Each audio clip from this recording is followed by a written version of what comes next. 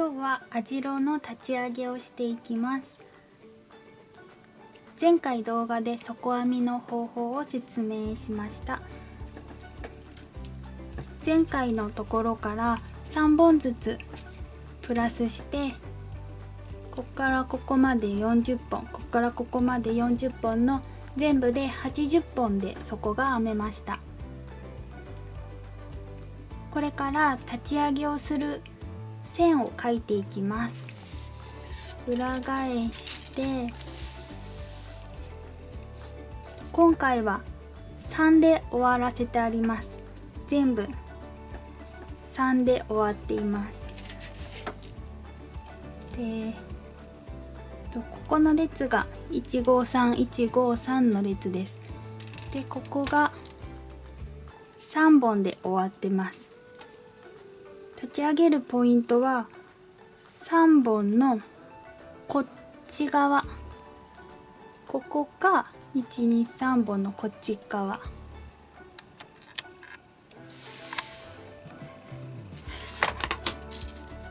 こが153153の列で3本で終わってます。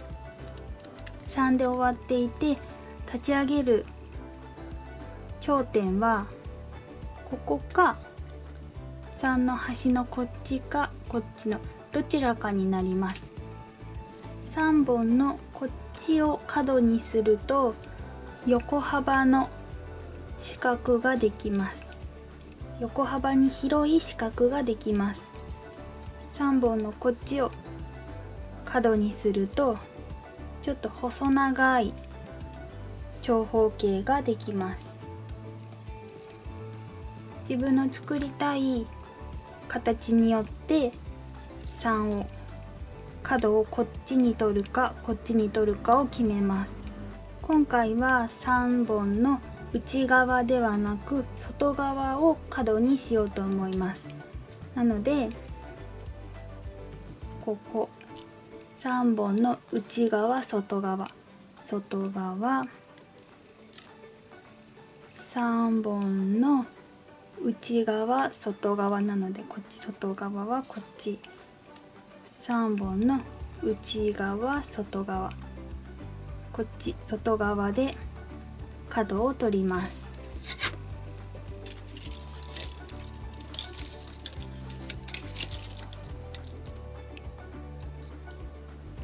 外側の角同士を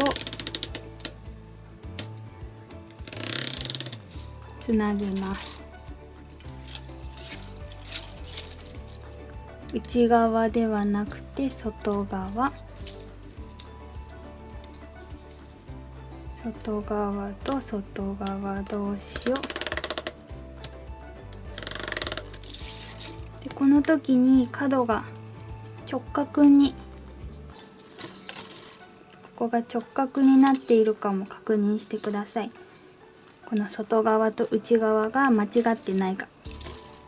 こっちでは外側を取ってるのにこっちで内側を取ってると直角にならずに斜めになるので、ここが直角かどうかを確認してください。外側同士を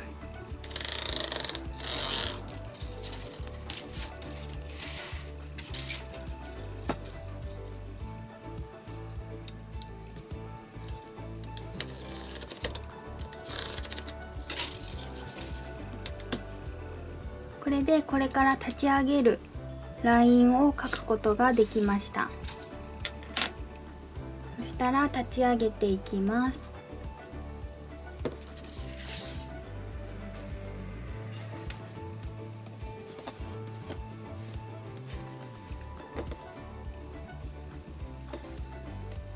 今回丸太を使わないので濡れ雑巾を敷きました。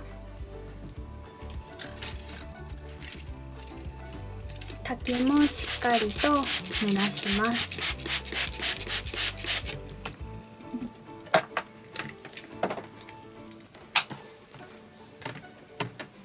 こういうコテで曲げていきます。先ほど描いた線に沿って立ち上げをしていきます。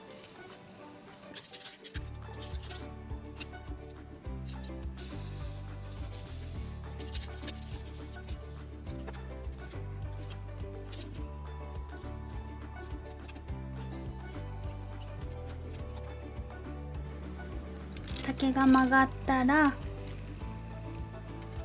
コテを当てていた部分が冷めてから手を離してください。竹が冷める前に手を離してしまうとすぐまっすぐに戻ってしまうので、冷めたら手を離します。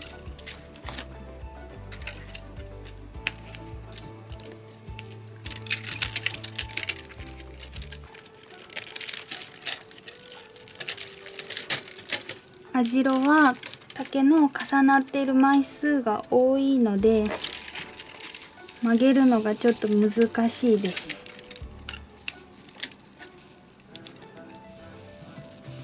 なのでじっくり熱しながら無理に曲げないように気をつけます。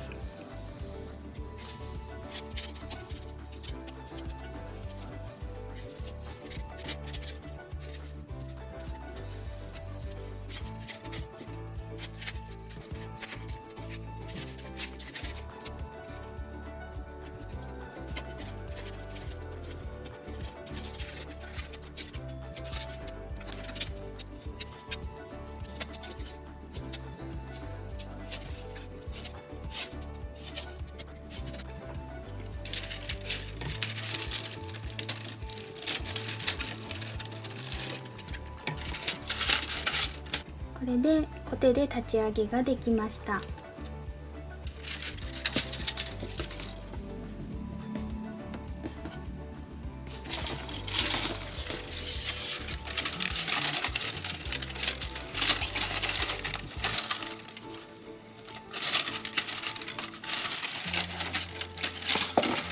ここから角を編んでいくんですけど、その前に力だけを入れてください。力だけは竹を編んでいくときに底が丸くなるのを防いで、しっかり角が底がまっすぐになるように力だけを入れます。角を編んでいきます。153、153の3本がこれで3本の外側を角にしたので、ここがこの間が角になります。角より右側の竹は左に向かっていって、角より左の竹は右に向かって編んでいきます。最後の終わりが3の時と5の時では編み方が変わるというお話をしたんですけど、今回は3なので3の時の編み方です。3が上に来てる時、こっちは3が上に来てて、反対は3が下にあります。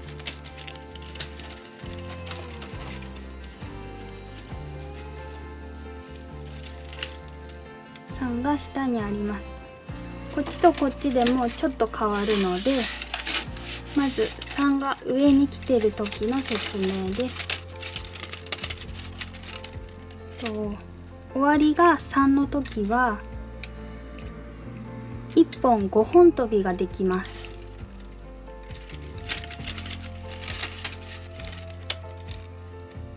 この竹が5本飛びます。5本というのは、今この竹は123本3本すでに上を通ってます。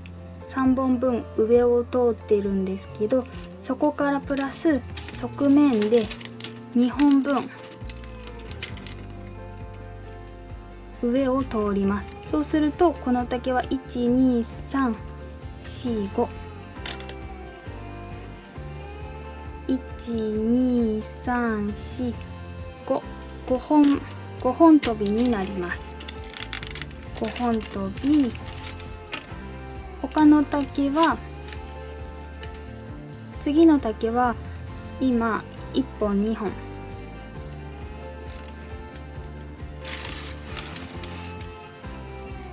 この竹は1本2本の上を通っているのでプラス1本この竹を押さえます。そうするとこの竹は1、2、3本飛びです。次この竹は今すでに1本2本3本分上をいってるので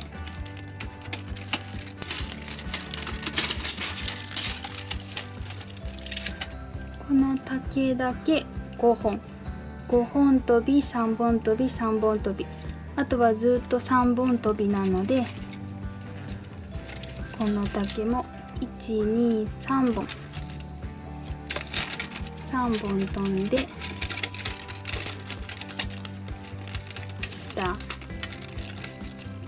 次の竹も1、2、3本飛んで下、3本3本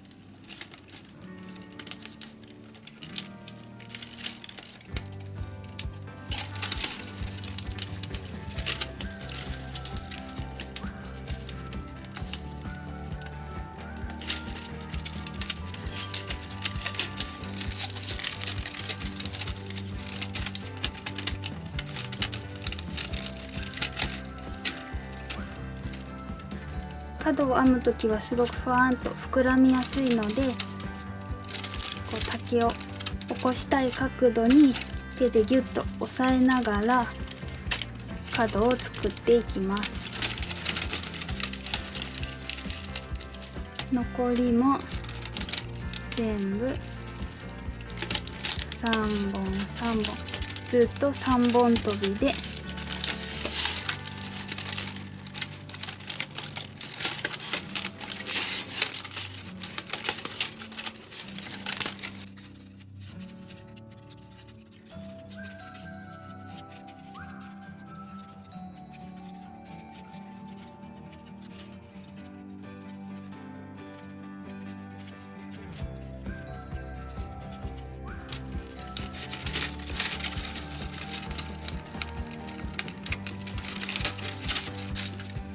これで一つの角が編めました。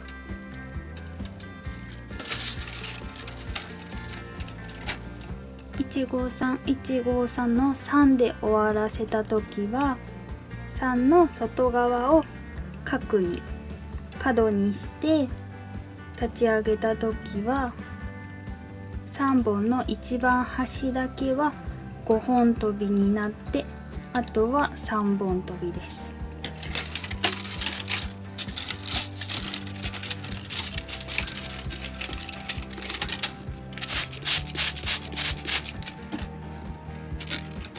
次は153の3で終わらしてこの3本が下側にある時です。これもさっきと大体は同じで角にしたところ右と左ここで分かれます。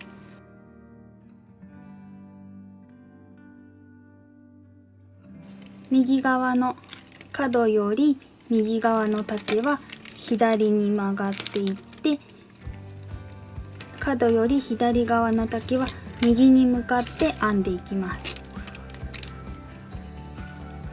でこの角のすぐ横のこの3本の一番端この竹は5本飛びになります。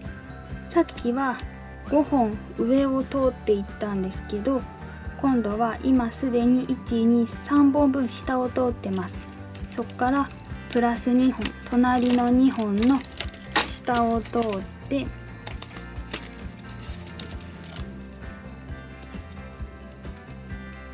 12345 5本の12345 5本の下を通って右側に行きます。残りは全部3本跳びなので、隣の竹を見ると今2本2本下に行ってるのでプラス1本。この竹は123本、すでに3本の下を通っているので何もせずに上に出します。で、次この竹を見ると今1本分下を通っているのでプラス2本。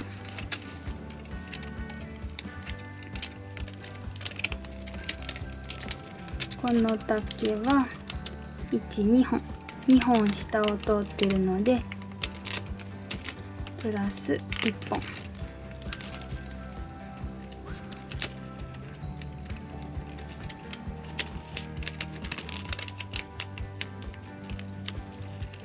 5本跳びのところ以外は全部3本跳びで編みます。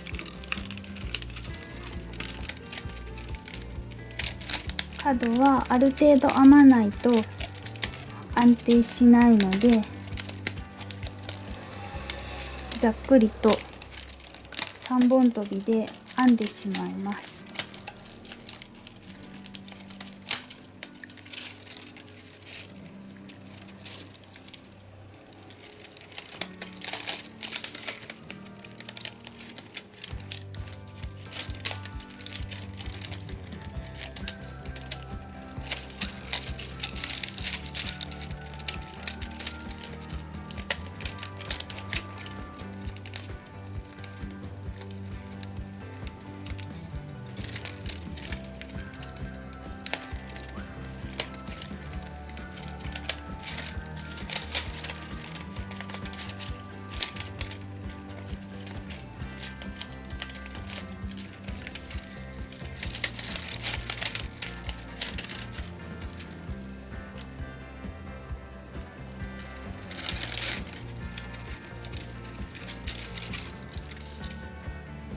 角がもう1個できました。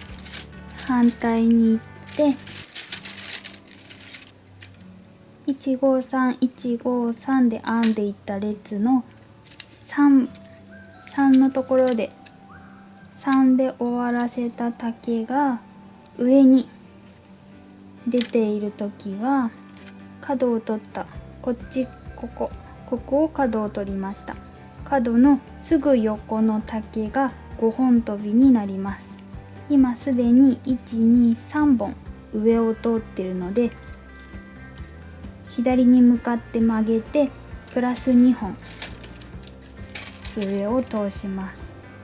その次からは全部3本なので今2本上を通っているので1本プラスこの竹は123本も上を通っているのでこのまま下げます。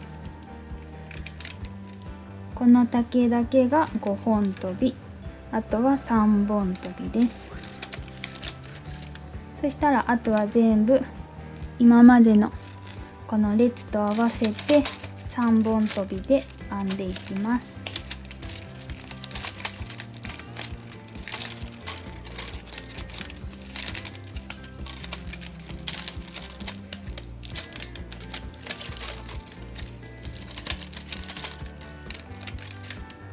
で角がふわーんとここが膨らみやすいので竹をちょっとギュッと潰しながらここの角もグッと押して角を作ります。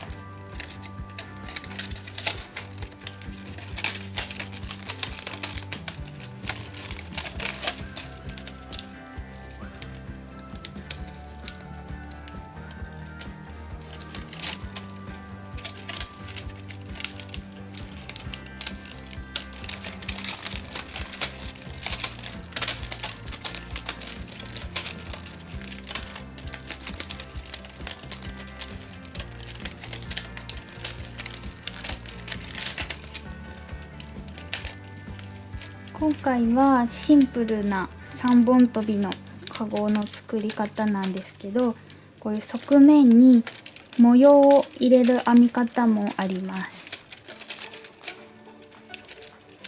また今度機会があったら模様の入れ方も説明できたらいいなと思います。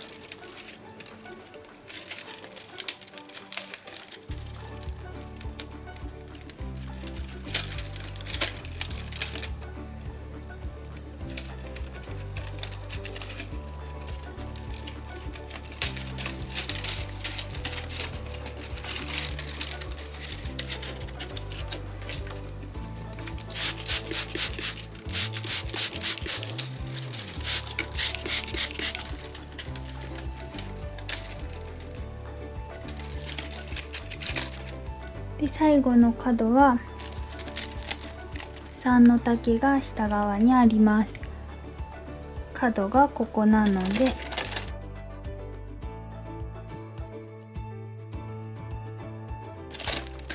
3が下にある時の角のすぐ横のこの丈は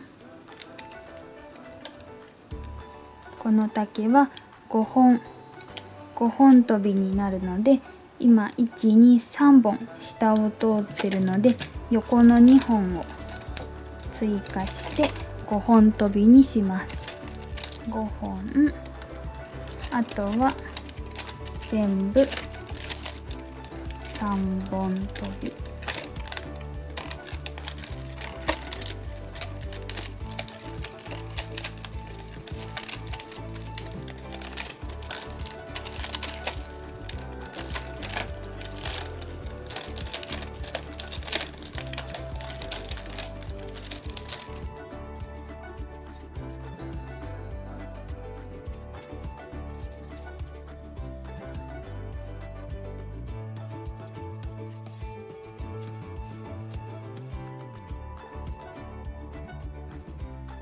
これで角が4箇所編めました。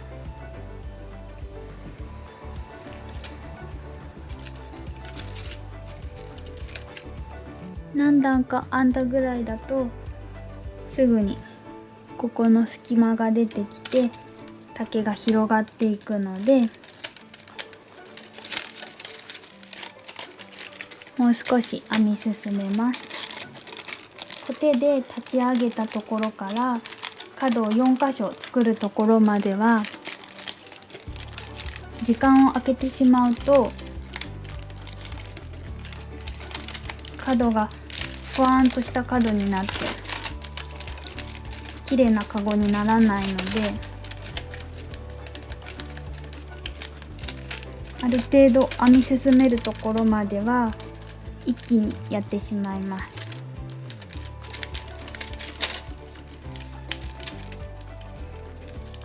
で編みながら編むたびにちょこちょこ編むたびに丈の目を揃えていってください。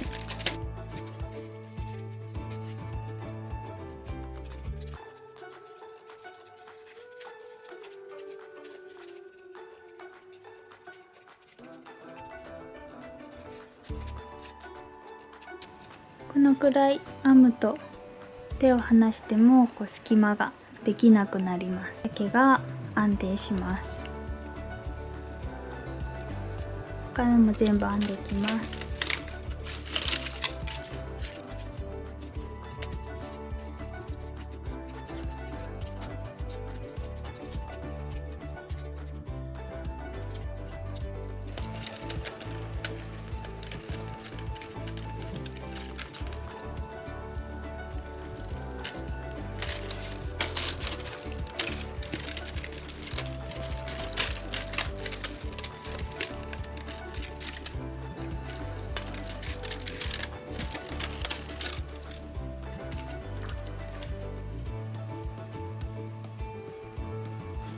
これで3本跳びの網代のカゴができます。あとは枠をつけて籐でかがれば完成です。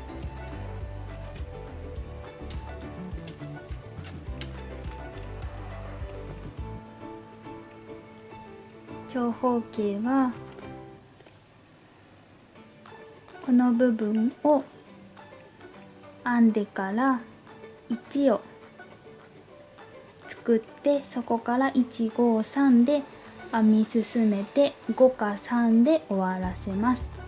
今回は3で終わらせた時の編み方、角の作り方の説明をしました。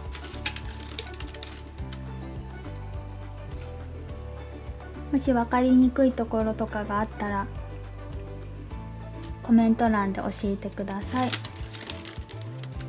次回は長方形ではなくて正方形の網代の編み方の動画を上げようと思ってます。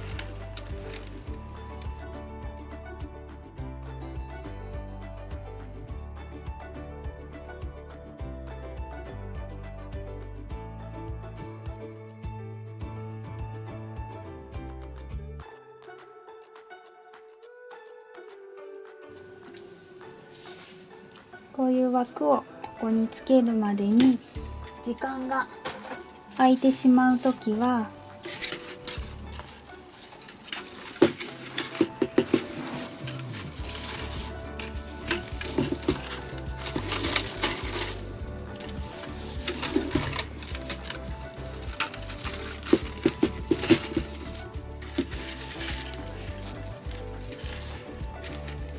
こういう紐でしっかりと結んでおきます。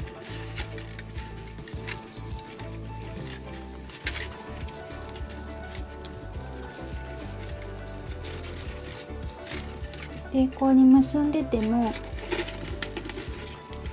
強くギュッと結んでてもどうしてもここに緩むたるみが出るので、こ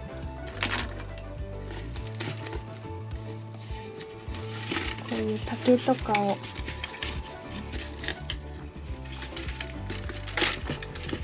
でここにくるくるくるっとねじっておくとたるみなくしっかりと固定しておきます。そしてなるべく早く枠をつけます。こうにしておくとせっかく目を詰めてきれいに編んだ竹が広がってしまうのを防ぐことができます。おまけでした。